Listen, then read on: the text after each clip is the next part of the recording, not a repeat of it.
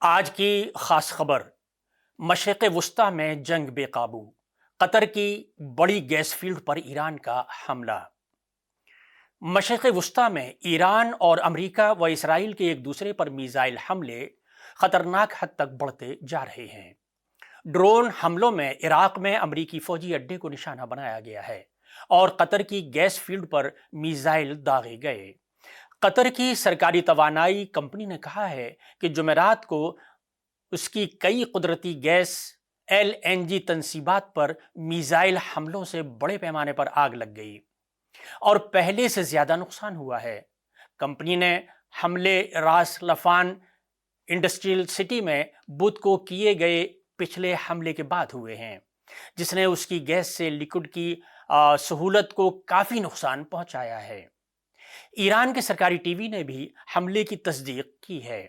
Report کے مطابق قتل کے مرکزی گیس پلانٹ راس لافن ریفائنری کو ایک بار پھر میزائل سے نشانہ بنایا گیا۔ یہ واضح ہے کہ حملے رکنے کا نام نہیں لے رہے ہیں۔ قطر نے پچھلے حملے میں بھاری نقصان کی اطلاع دی تھی اور اب نئے میزائلوں نے صورتحال کو مزید خراب کر دیا ہے۔ دوسری جانب سعودی عرب نے جارحانہ رویہ اپنانے پر سعودی وزیر خارجہ شہزادہ فیصل بن فرحان نے واضح دھمکی دی ہے۔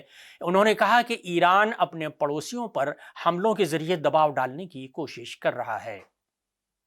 سعودی عرب اس دباؤ کے سامنے نہیں جھکے گا اور ضرورت پڑنے پر فوجی کارروائی کا حق محفوظ رکھتا ہے۔ ریاض میں علاقائی وزرائے خارجہ کے اجلاس کے بعد بات کرتے ہوئے شہزادہ فیصل نے کہا کہ یہ دباؤ الٹا اثر کرے گا۔ سعودی عرب پہلے ہی واضح کر چکا ہے کہ وہ جوابی کارروائی سے پیچھے نہیں ہٹے گا۔ واضح رہے کہ امریکی صدر ڈونالڈ ٹرمپ نے ٹروتھ سوشل پر لکھا ہے کہ ایران کی جنوبی پارس گیس فیلڈ پر مزید حملہ نہیں کیا جائے گا۔ اگر ایران نے قطر کے LNG پلانٹ پر دوبارہ حملہ کیا تو امریکہ پوری فیلڈ کو ایسی طاقت سے اڑا دے گا جس کا ایران نے کبھی تصور بھی نہیں کیا تھا۔ انہوں نے کہا کہ امریکہ کو اس خاص حملے کے بارے میں کچھ نہیں معلوم تھا۔ انہوں نے یقین دلایا کہ اسرائیل اس اہم اور قیمتی جگہ پر مزید حملہ نہیں کرے گا۔